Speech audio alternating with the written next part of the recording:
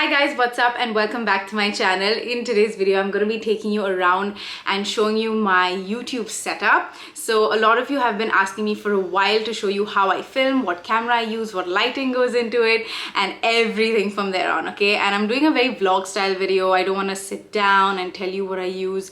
I'm just going to go around my studio, show you exactly where things are placed, how my background looks, and everything in detail, okay? It's a super simple setup, so I think this video is going to be over very quickly. But now let's go on to the main setup of my YouTube channel.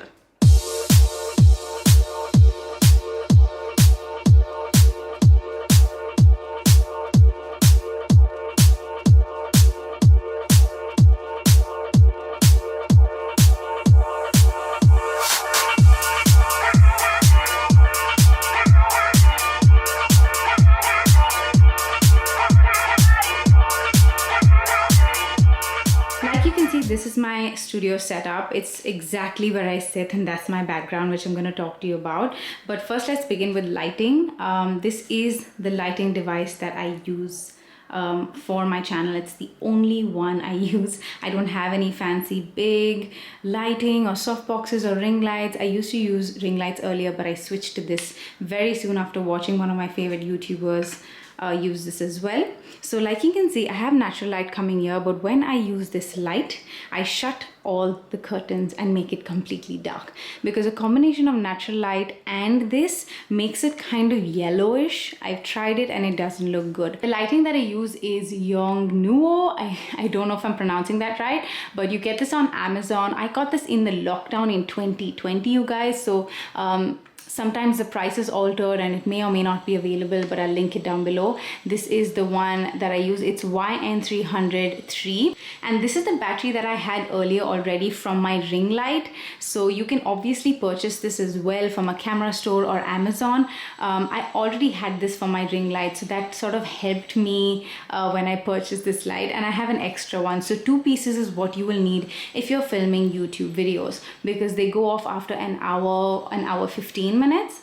And yeah, it's pretty small, it's very portable, you can carry it wherever you go. And I have attached it to a tripod that I had to order. So this is a separate piece altogether, and then this is a separate piece. So it's a tripod, and the brand is DIGITEK lights stand, okay? It's a basic tripod that you can get online, and you just want to make sure that it extends with both of this over here. So it has like a screw over here which you just bolt this on, and it stays really nice and solid. Let me show you the features of this light. Actually, it's got fine and coarse, you know, if you want like a softer light or a harsher light. It's got batteries and it's got channel.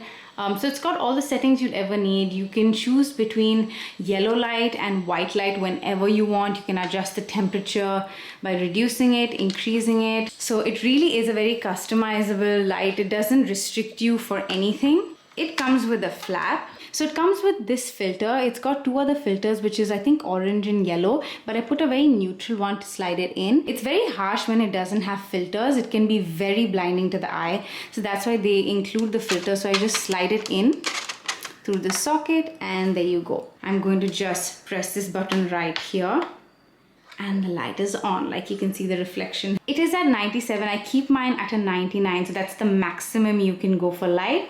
You can go all the way down. You can increase it. So I bump it up to the highest always, because when you're doing beauty videos, you need like the highest light possible to capture everything. And then obviously you can choose coarse or fine. I always go with fine. And this is always at 5500K. I don't know the technicalities of this, but honestly, just keep it at the highest form possible and keep it at fine and 5500K. That's the best I know that this light works. Now, when I come here, you're gonna see it's quite blinding actually. It completely lights up the room. And this is all the source of light that I need for my YouTube channel. So this light sits right behind my filming camera, right behind, because I get direct light onto me, right? So it's important to have it in the center and not on the side or that side. Center is mostly where you should keep it at, right behind your camera. So this is the setup with my curtains drawn. Okay, I completely shut it. Even I don't let this much come through. So it's fully secure, and this is my setup. Now you can see how bright it looks. This tiny little thing is throwing so much light that it completely lights up my entire setup. So that's it. I don't want like 500 soft boxes, and honestly I don't have the space. So this works really well if you're an upcoming YouTuber. I think it's gonna help you a lot.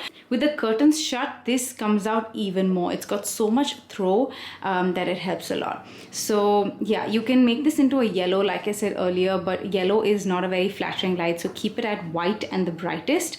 And yeah, that is my lighting.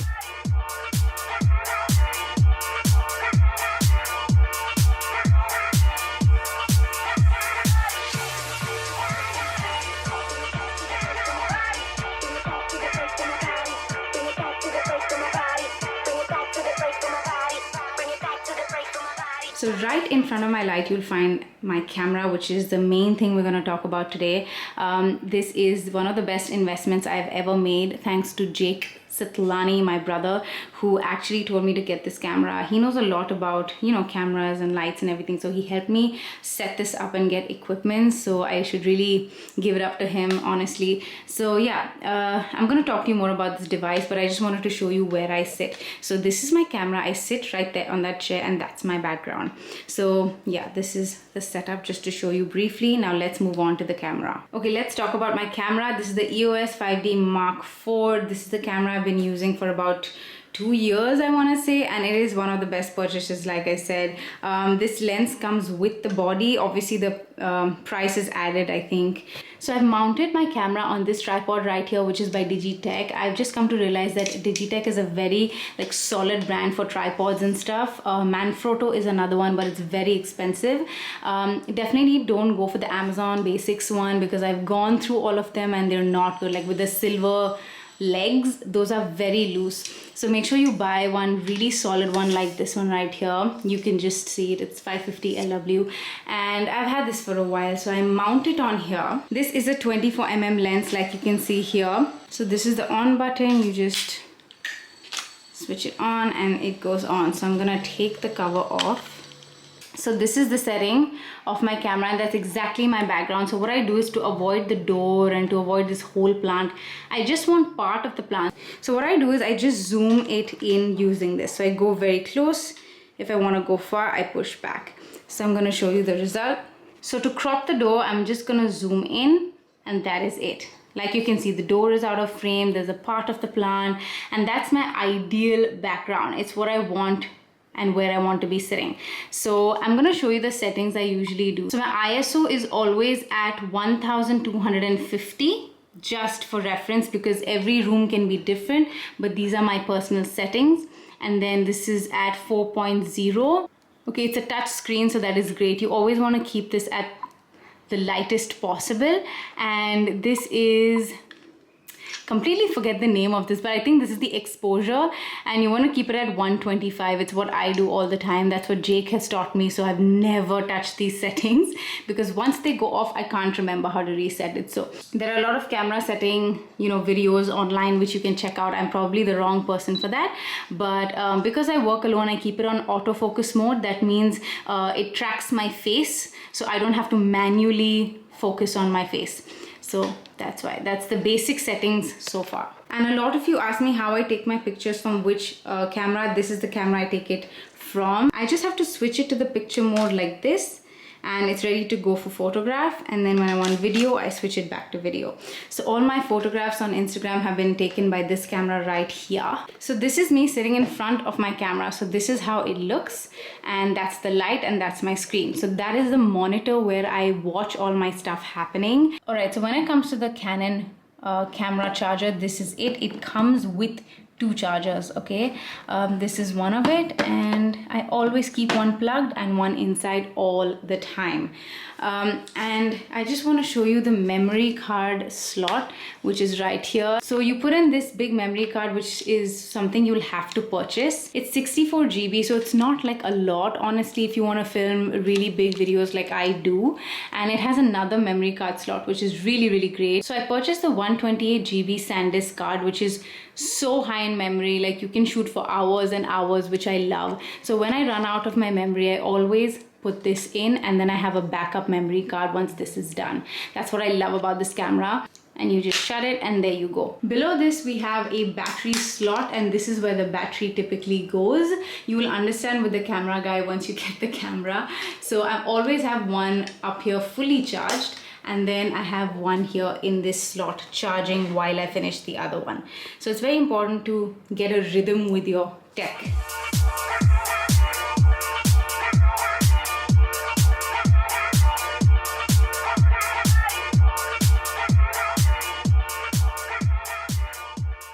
Alright, let me take you onto my desk. This is a desk I got from Ikea. I really needed a desk because I've never had a desk before this house because I didn't have any space. So I would keep all my stuff on the bed, but now that I have a desk, it helps me in keeping my makeup. So this is the makeup I'm going to use in my upcoming video, so I keep it ready already. And these are like a few lipsticks and lip liners that I use on the daily, which I keep in this box so I don't have to reach out in the middle of all of that chaos. I just go and pick up what I want instantly. So this is for the next video. Right here I keep my stuff charging over here, and this is a mirror that I look into while I'm doing my video. It's right next to the camera. And then on the right side I have all the brushes and more that I will ever need. And the brushes that I use on the daily, I keep in this. I recently got this from Amazon. It just divides it into 3. So I keep the brushes that I really love here. Some extras in 2 of the cups over here that I just picked up from my kitchen. I got this from West Side. It's a wash up. It's like a kitchen thing, but I just got it because again, there's a divider in the center. So I kept my extra brushes lying here. So these haven't been washed in a while, but these I just washed yesterday. So yeah, this is my brush station. So when I'm sitting, it's very easy to just pick my brush, take my makeup and start filming, you know. So what you really need also is a spike card. I guess that's what it's called, and it's got multiple points over here, like 6 of them, because when you're filming you have a lot of things to charge simultaneously, and lights and all of the batteries and stuff. So you have to make sure you have like a multiple socket spike card, and it's from the brand Goldmedal, which I think is fantastic. I absolutely love this. I connect it here. So it's the switch I have, and I turn it on and then the light goes on and everything starts charging and, you know, blinking, and also the screen pops up when the camera is on. So very important not to miss the spike card.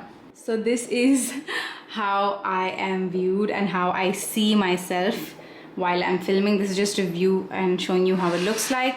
I just wanted to show you why my audio is very crisp. So there is an audio slot over here, okay, where you connect my mic. Okay, this is the mic wire. I just have to put it in here and I get a connection all the way here. So it's right underneath my lips. If you see, I'm sitting like this. So when I speak, my voice goes here, my audio goes here. Okay, it's very close to my mouth, and so that's why I get a separate audio recording, which is very, very crisp. And this is very inexpensive. It's one of the best mics I've ever used. I will have it linked down below. It's the Boya mic, and it has a pretty long wire. That's why I have to get it from underneath the table.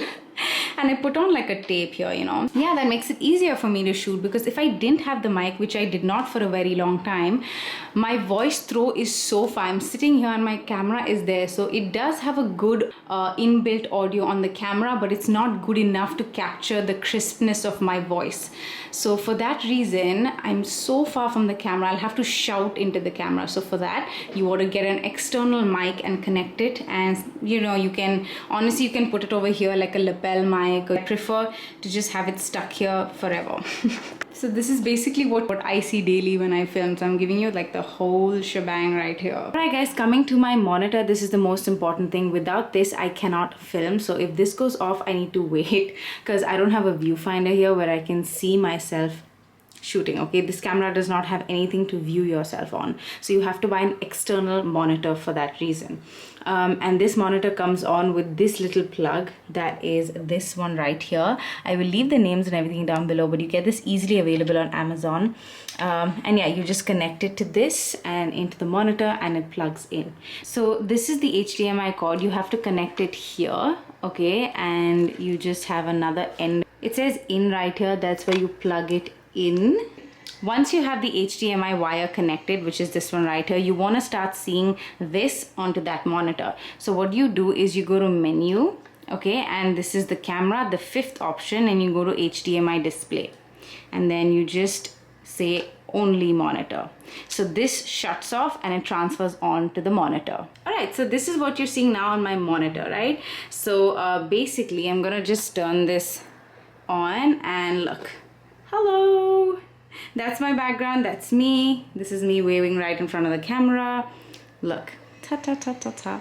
That's how I see myself on the monitor. So it's very important if you don't have a viewfinder on your camera to have an external monitor like this. And again, it's easily available on Amazon. So if I'm showing you a brush close-up, I'll do this and see if it's in focus, and there you go. So you can check everything right here, whether your mic is working, your battery is running out, how much time you have left on your memory card. You can view everything right here, because a lot of times the camera stops after 30 minutes and starts again. So when that cut happens, you have to know when that happens, right? So that's why you need a monitor, and just generally to see yourself, you know. So this is me right now in front of my camera waving my hand, and that's why I have to look to the right all the time when I am filming, and that's why you see my eyeballs go to the right. That's because I don't have anyone behind the camera to monitor what I'm doing. So I have to actually focus on my own, and when I have to take a photograph, what I do is I just click this button right here and it's on timer, and I pose and the picture gets taken. So that's how I have tried to master doing this on my own. So yeah, there you have it. This is all that you will need: one light behind, one main camera, and your monitor so you can view whatever you're doing, and all the wires necessary. Speaking about the monitor, this is the Lilliput monitor I have right here. Again, Jake recommended that I get this. This is 7-inch field monitor. So again, I will find it. I'd have a link down below. You can switch it on. I don't touch these buttons. It's already set for me. You can increase and decrease the brightness on the monitor, and that's basically all you will need.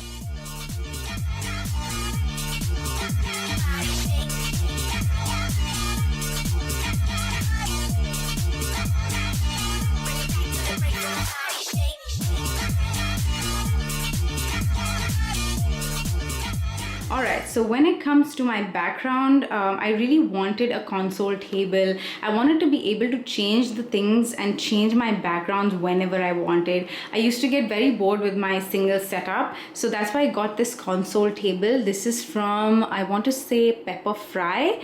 Yeah, Pepper Fry. So I got it from there, and it just came in a few days and they fixed it. Pretty simple console table. And look, underneath is all mess, okay? So don't even... It's a studio at the end of the day. So I keep all my remaining makeup. I keep my empties videos that I'm about to do in some time. I keep it on the side so I know I have to do the video. You don't see what's below in my YouTube videos, so that's why. So I filled this up with some Ikea candles that I got recently from Ikea. So these are battery operated. You just put them on and they're pretty great. It's just recently I bought this and just wanted to change it up a bit. And this is an old notebook which looks really nice and rustic, so I put it on top. And then I have this artificial flower again from Ikea, and the vase is also from Ikea, just to give it a little like serene, comforting background. So these are 3 frames I got when I moved into this house, and yeah, you just get a nice frame that you like from any store, and you just print out a picture in high quality and you just put it in. It's pretty simple. A frame of anything you wish. I picked these pictures from Pinterest and Etsy. So this is Etsy, that is Pinterest. This is just Bridget Bardot. I just love her, how her personality is shining through with, you know, how prim and proper she is, but she has a bubble gum and she's popping it, which means she's so much fun as well. I really like how not boring this is. And the third frame is hidden. It just says love, L-O-V-E. So yeah, that is basically it. I can change the frame whenever I want, but I'm pretty happy with it right now. So when it comes to this, again, I got gifted on my birthday this little cute M which lights up.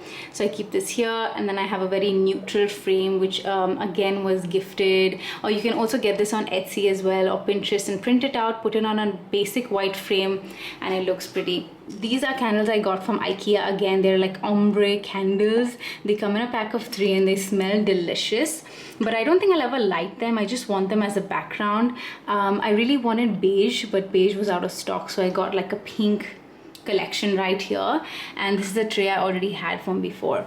Now this vase is also from Ikea, and the pampas grass is from Shom's Flower, and it's become a little brown, but it's okay. I like the whole beige vibe. So yeah, these are some of the accessories. Of course, you can put any accessory you wish in the background, make it more floral, make it more neutral, but a console table is important. Now here I have a Bath & Body Works candle sitting right here, and just like a woody candle. I'm obsessed with candles, I'm sorry. I just want it to look like rustic and nice, and this is like a showpiece I got from one of the stores back in the day. And this is again some brand sent me, so I kept it, and a brass vase again from somewhere that I don't remember. But I just wanted to tell you, like, you need to fill up these spaces so that they're never empty. So in that corner right there, I have a floral arrangement from 4 Walls, I think, and it's artificial flower. You can get these potted plants honestly on a lot of websites these days. I just wanted to fill that corner up.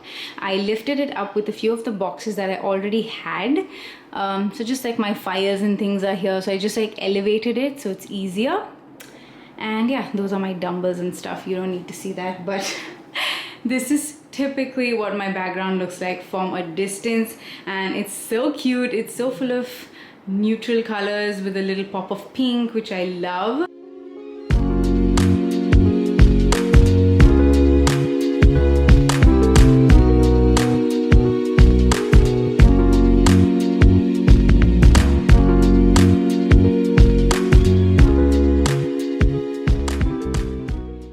So that was my camera setup. I really hope you learned something new. It took me 5 to 6 years to come to this setup, okay? It is quite expensive. I know the camera itself is expensive, but when I started out, I shot with my phone camera. So don't feel pressurized to buy certain equipments, because back in the day, I used to watch the YouTubers do all kinds of camera settings and all of that, and I was like really intimidated and overwhelmed as to why I can't afford it. And you know, it was just a really bad time in my life when I got into YouTube, and I could not even think of affording any equipment in my 1 BHK house, and it was smaller than a bathroom window, trust me. So I used that in combination with my ring light, and I made it work with my iPhone. So I had an iPhone 7 Plus back in the day, which I also got from some brand. Like I'm telling you, there's been like blessings along the way, and I can never forget it. So I got it through some campaign, and that was my biggest blessing, because I started using that as my main camera for my YouTube. So because I could not, nowhere in hell I could have afforded an iPhone back in the day, like no paisa, okay?